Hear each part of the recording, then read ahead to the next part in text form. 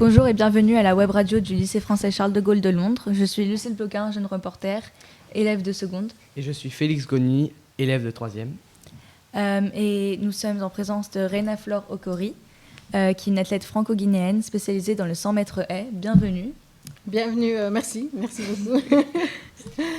Alors, pour la première question, qu'est-ce qui vous a inspiré à devenir athlète ?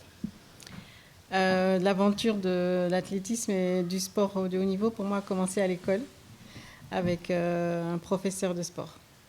Et c'est mon professeur de PS qui s'appelle Monsieur Louis Gérard et il nous a invités à faire de l'athlétisme. Et moi, je ne savais pas que j'avais du talent pour le sport, en fait. Je trouvais ça sympa de sortir de la maison. Donc, c'est comme ça que j'ai commencé. Puis après, c'est vrai que j'ai tout de suite été un talent. Donc, c'est le côté positif et le côté un peu négatif. C'est quand on est très doué tout de suite, j'ai tout de suite gagné, quoi. J'étais tout de suite en équipe de France, quasiment. Et donc, grâce à cette expérience, quelle est pour vous l'importance du sport à l'école ?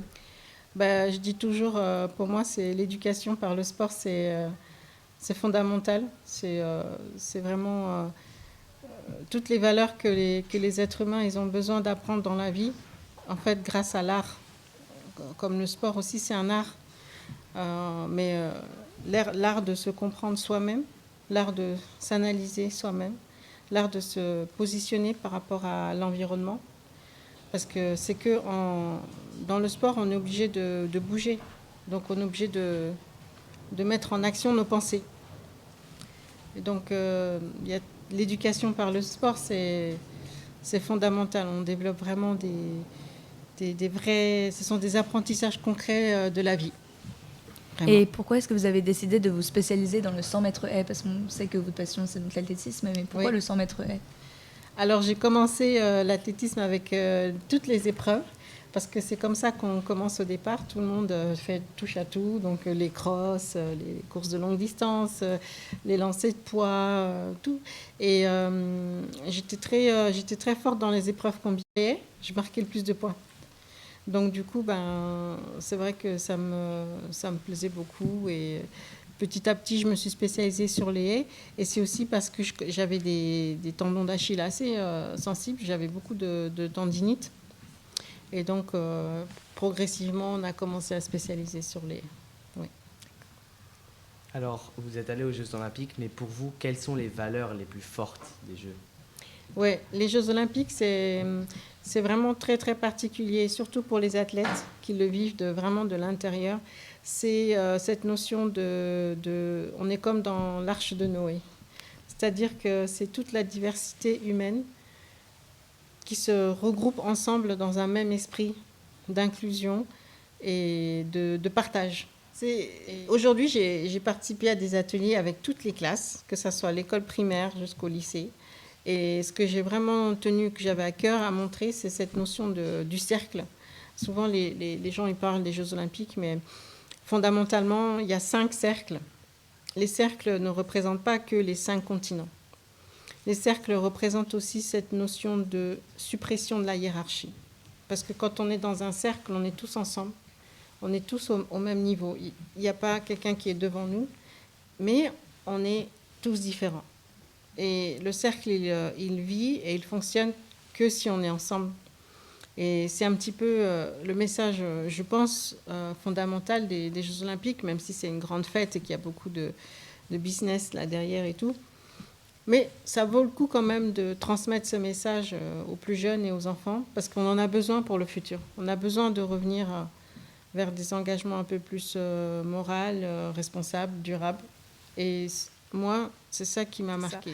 Quand je regardais à la télé et je voyais tout ça, je me disais, waouh, moi aussi.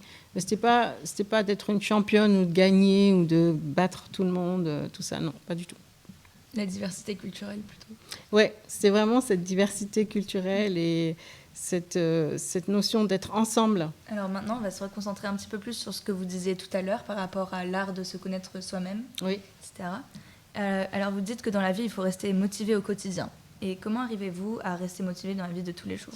J'ai pratiquement loupé aucun entraînement de toute ma carrière. En 25 ans, les seuls entraînements que j'ai loupés, c'est parce que j'étais blessée. J'ai eu 4 grosses blessures, donc j'ai dû louper des entraînements. Mais sinon, j'allais toujours avec la banane à l'entraînement et j'étais contente et j'étais tout le temps motivée. Même s'il pleuvait, pour vous dire, j'ai grandi à Besançon, mais on s'entraînait dehors. Et voilà. Donc, je pense que le sport m'a vraiment appris cette motivation intrinsèque. Tu vois ? La motivation intrinsèque, c'est quand tu vois la vision plus grande qui te permet de faire les petits pas tous les jours. Et que tu baisses pas les bras parce que tu as cette vision. Tu perds pas le nord, en fait. Et vous avez dit que vous avez presque jamais manqué un entraînement, mais est-ce qu'il y a un moment dans votre carrière qui vous a marqué plus que d'autres ? Il y en a beaucoup, bien sûr. Le dernier événement qui m'a marqué, c'est le fait d'avoir été aux Jeux Olympiques pour mon pays d'origine, la Guinée équatoriale, en 2016. Et ça, c'est très rare pour des athlètes français de ne pas représenter l'équipe de France. Pour pouvoir représenter un autre pays que l'équipe de France, il faut ne pas avoir couru dans l'équipe de France pendant 2 ans. J'ai participé aux Jeux Olympiques 9 mois après avoir donné au monde. Donc je suis rentrée dans le club des Olympic Moms, ça s'appelle. Et c'est un club très, très, très, très prisé. Mais surtout le message qu'on montre, c'est qu'en fait, nous, les femmes, on peut. On peut vraiment, et on pense qu'on ne peut pas parce qu'on nous a fait croire que ce n'était pas compatible. Alors qu'en fait, les études l'ont toujours démontré, une femme, dès qu'elle porte la vie, elle a une force qui est quadruplée. Donc, c'est tout à fait possible. Donc, ça... Est-ce que vous pensez que l'industrie du sport fait assez pour aider les femmes, justement, en général, même pas celles qui donnent la vie, mais toutes, en fait, dans cet univers ? Ce sont les femmes qui aident l'industrie du sport à prendre le pas d'une approche plus souveraine, on va dire, par rapport au respect des femmes. C'est vrai que le mouvement sportif a été fondé par des hommes, pour les hommes, avec des règles pour les hommes. Et puis, quand les femmes se sont greffées, il n'y avait rien de prévu. Donc, c'est vrai qu'on est un petit peu dans une période où tout est en recherche. Les études sur le sport et les règles, c'est complètement des nouveaux terrains. Les études sur le sport et la grossesse, c'est pareil. Donc, c'est vrai qu'on va dire qu'il faut laisser le temps au temps, on va dire ça comme ça, pour être sympa. Alors, pour finir, est-ce qu'il y a des conseils que vous donnerez aux jeunes qui veulent vivre du sport et devenir athlète à haut niveau ? Oui, ça c'est une très bonne question, surtout quand on est parent et qu'on voit qu'on a nos enfants qui ont du talent pour le sport. Et peu importe le sport, il y a plein de questions qu'on peut se poser. S'il n'y arrive pas, qu'est-ce qui va se passer ? S'il va se retrouver dans une équipe qui va le doper ? Est-ce que je veux que mon enfant il va être rentré dans le système de dopage ? Une règle très simple, c'est que je gagne ou que je perde, je suis toujours champion. Et j'ai l'amour, vraiment, l'amour inconditionnel. C'est-à-dire qu'on doit s'aimer soi-même et on doit avoir suffisamment de confiance en soi pour se dire que j'ai gagné, super, j'ai pas gagné, super. Et ça, c'est la première chose.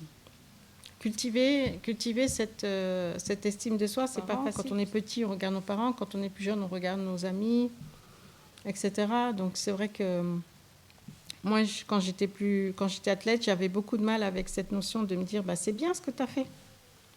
C'est très bien. Tu as donné le meilleur que tu as pu et tu es allé jusqu'au bout.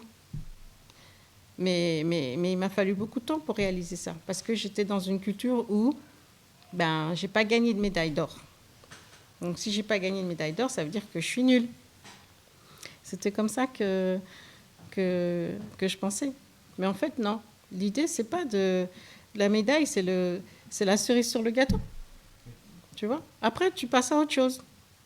Mais toutes les vies qu'on a, toutes les chances qu'on a, faut répéter le même. Tu as l'occasion, prends-la l'occasion. Et puis après, tu passes à autre chose.